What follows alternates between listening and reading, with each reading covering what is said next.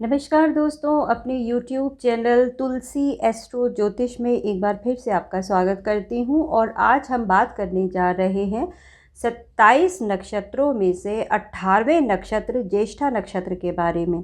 17 नक्षत्रों के बारे में हम अब तक बात कर चुके हैं और आज हम बात करेंगे 18वें नक्षत्र के बारे में, जिसका नाम है ज्येष्ठा नक्षत्र।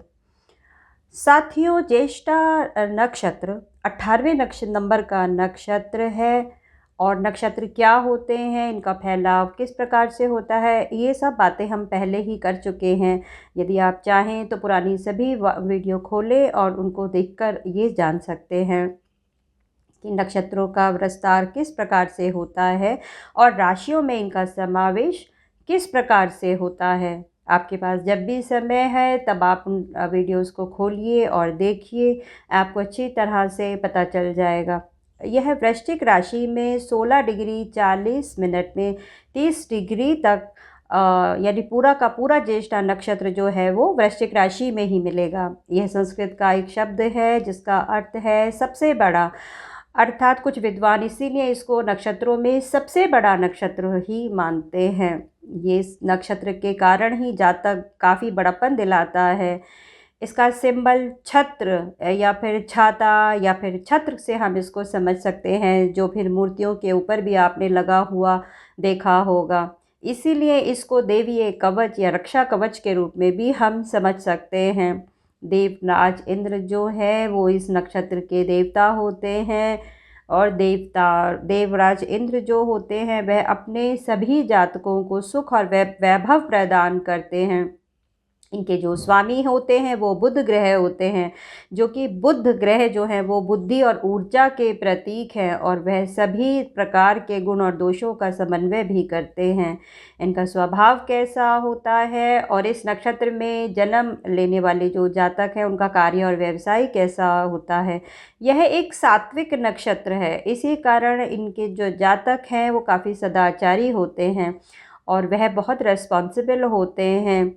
इन सभी जातकों को डिसिप्लिन में रहना बहुत पसंद है और दूसरों से भी वो यही चाहते हैं, क्योंकि डिसिप्लिन उनके जीवन का एक बहुत बड़ा हिस्सा होता है। इनको स्वतंत्रता पसंद होती है, लिबर्टी पसंद होती है, किसी प्रकार की कोई रोक टोक इनको पसंद नहीं होती है। देश दुनिया में घूमना बहुत पसंद करते हैं।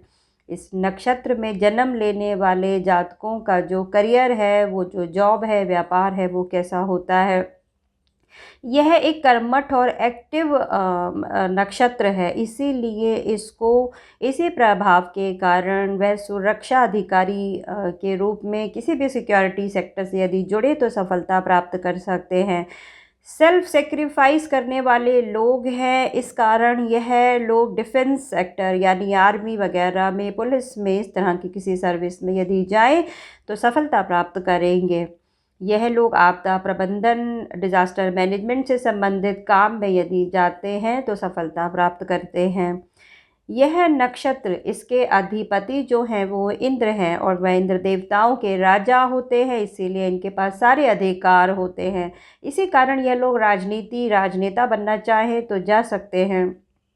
इंद्र वर्षा के देव हैं, वर्षा उनके अधीन है। इस कारण यदि आप जल से जुड़े काम, पानी से जुड़े काम जैसे नेवी, हाइड्रो पावर या फिर शिप से संबंधित किसी भी प्रकार के जल से संबंधित जुड़े यदि आप लोग काम करते हैं तो फिर आप उसमें सफल हो सकते हैं। ज्येष्ठा नक्षत्र के जो अधिपति ग्रह हैं वो बुध है। वो चूँकि बुद्धि के देवता हैं, एनर्जी का देवता है, इसी कारण यह जातक की बुद्धि बहुत तेज होती है। यदि स्पेस कम्युनिकेशन में यदि ये जाना चाहे तो फिर इनको सफलता प्राप्त होगी। सिविल सर्विसेज में जाएंगे तो भी सफलता इनको प्राप्त होगी। ये सफल अनाउंसर हो सकते हैं, टीवी एंकर हो सकते हैं, प्रोडक्शन हाउस में अगर जाएं तो सफल हो सकते हैं। आप यदि कोई बुक एडिट करते हैं, किसी प्रकाशन से जुड़े हुए हैं तो भी आपको इसमें सफलता प्राप्त हो सकती है। इंद्रदेव के कारण, चूँकि वे देवताओं के राजा हैं, देवताओं के पास उनके पास सारे अधिकार हैं, तो अधिकार संबंधित किसी भी प्रकार के जो यदि आप कार्य करते हैं तो सफल होंगे। जल से जुड़े हुए सभी काम में आपको सफलता प्राप्त हो सकती है। ज्येष्ठा नक्षत्र के देवता बुध है, तो यह लोग बुद्धि और ऊर्जा होने के कारण ये काफ़ी तेज बुद्धि वाले होते हैं, काफ़ी शार्प माइंडेड होते हैं, इसलिए बुद्धि से जुड़े हुए जो भी काम होंगे वो उसमें यह सफल हो सकते हैं। यह अपने ग्रहों का प्रभाव, यदि बाकी ग्रहों का प्रभाव है तो फिर किसी अच्छी सर्विसेज में तो ये जा ही सकते हैं, क्योंकि इन पर बुध का प्रभाव होता है। बुध के प्रभाव के कारण टीवी या फिर किसी भी मीडिया से जुड़े हुए काम में जाते हैं तो फिर उन्हें सफलता प्राप्त होगी। बुक एडिटिंग में जाइए, प्रकाशन का काम कीजिए, इन सब कामों में आपको अच्छा सफलता प्राप्त होगी। अर्थात जो भी कार्य बुद्ध से जुड़े हुए हैं, बुद्धि से जुड़े हुए हैं, तो उनमें आपको सफलता प्राप्त होगी। तो साथियों, उम्मीद करती हूँ ये छोटी सी वीडियो जो ज्येष्ठा नक्षत्र में बनाई गई थी आपको बहुत अच्छी लगी होगी। यदि आपको मेरी ये वीडियो पसंद आई हो तो प्लीज़ इसको लाइक कीजिएगा और मेरे चैनल को सब्सक्राइब कर दीजिएगा। जन्म कुंडली से संबंधित यदि कोई भी समस्या है तो टैरोट कार्ड रीडिंग यदि आप करवाना चाहते हैं तो नीचे दिए हुए नंबरों पर आप कॉल कर सकते हैं, व्हाट्सएप कर सकते हैं।